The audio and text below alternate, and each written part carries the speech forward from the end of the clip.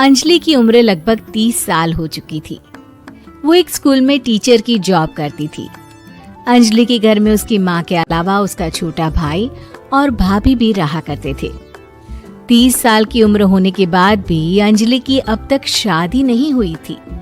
इस बात को लेकर अंजलि की माँ रुक्मिणी देवी काफी परेशान रहा करती थी। माँ, मैं स्कूल जा रही हूँ, जरा मेरा टिफिन तो दे दीजिए।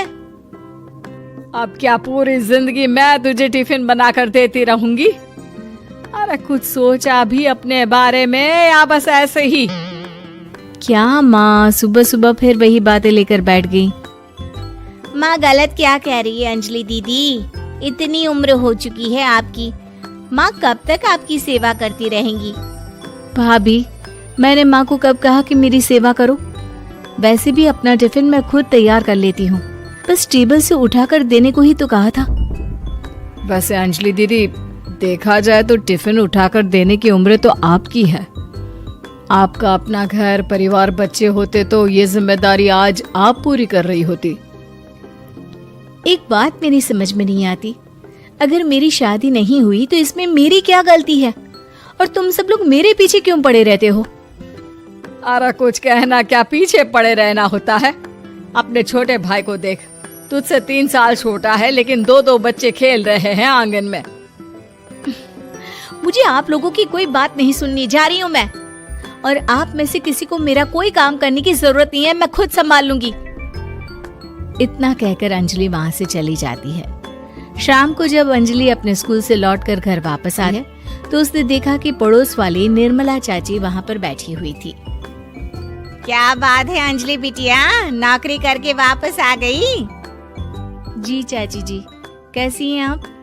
मैं तो ठीक हूँ बेटा, तुम बताओ शादी के बारे में कुछ सोचा या नहीं? अरे रहने दीजिए ना, इससे तो शादी की बात करना ही बेकार है।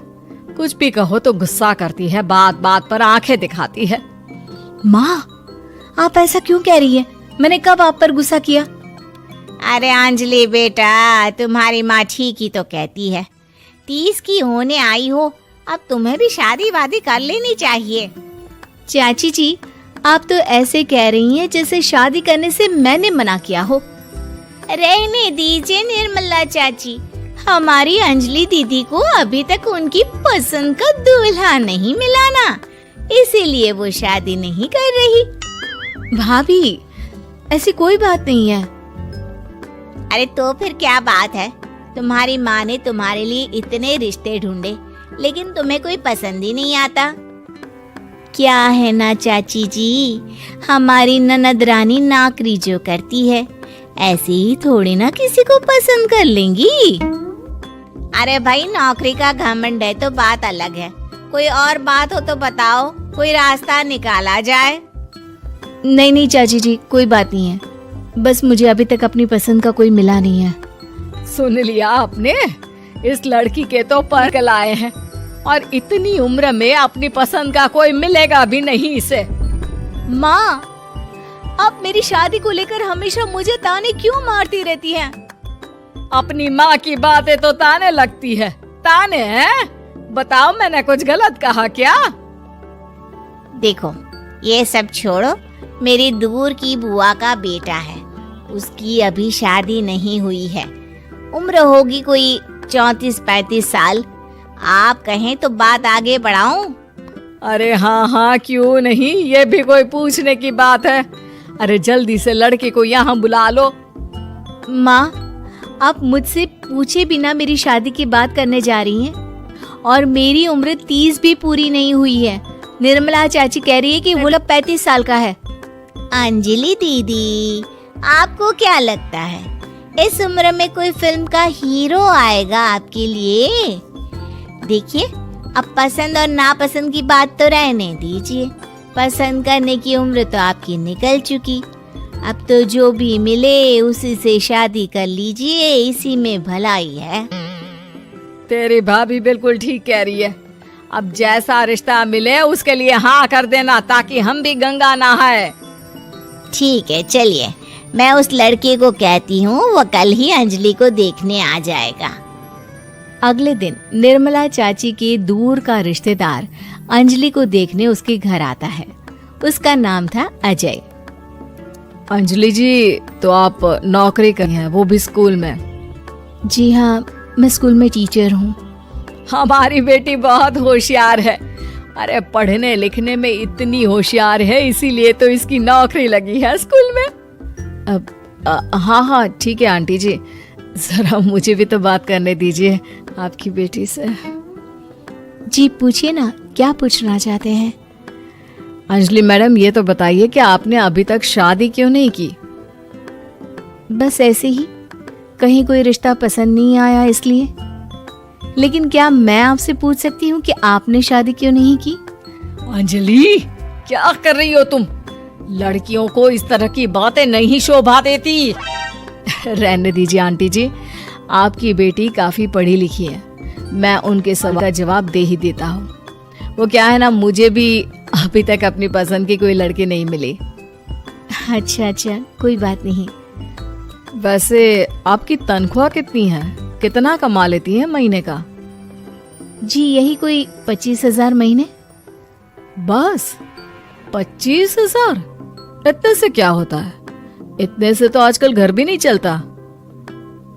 आपके कहने का क्या मतलब है? अरे मैं तो ये सोच कर आया था कि नौकरी वाली लड़की है, आराम से 40,000 कमाती होगी। माफ कीजिएगा, आपका और मेरा रिश्ता नहीं हो सकता। जी कोई बात नहीं, मुझे भी आपके साथ शादी करने में कोई इंटरेस्ट नहीं है। अंजलि, किस तरह की बात कर रही हो? घर आए रिश्ते को उठा रही हो तुम। दीदी, अब इस उम्र में आपको इतनी अकड़ नहीं दिखानी चाहिए। अच्छा खासा रिश्ता हाथ से निकल गया, कहीं ऐसा ना हो कि जिंदगी भर कुंवारी ही रह जाओ आप। कुछ दिन और ऐसे ही निकल जाते हैं और अंजलि की शादी कभी नहीं होती। अंजलि के परिवार वाले बिंदास उसे ताने मारते रहते हैं, लेकिन अंजलि एक बड़ी नौकरी की तैयारी करती है और उसमें सिलेक्ट होने के बाद अंजलि को एक बहुत बड़ी नौकरी मिल जाती है। अब तो दीदी के नखरे और भी ज्यादा बढ़ जाएंगे भाई। अब तो इतनी बड़ी नौकरी जो लगी है, अब इनकी शादी होने से रही। माँ, मुझे नौकरी के लिए दूसरे शहर जाना पड़ेगा। आप जानती हैं ये बहुत बड़ी जॉब है और इसमें पैसे भी बहुत ज्यादा मिलेंगे। अच्छा, कितने पैसे मिलेंगे बेटा? माँ, मुझे हर महीने 90,000 सैलरी मिलेगी। क्या? अरे वाह वाह, ये तो बहुत अच्छी बात है। लेकिन फायदा क्या? कितने भी पैसे मिले, शादी तो हुई नहीं ना तुम्हारी।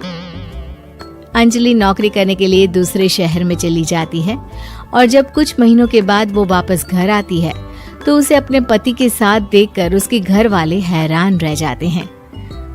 अरे अंजलि, तूने शादी कर ली और हमें बताया तक नहीं। और दामाद जी करते क्या है? इतनी बड़ी कार है उनकी।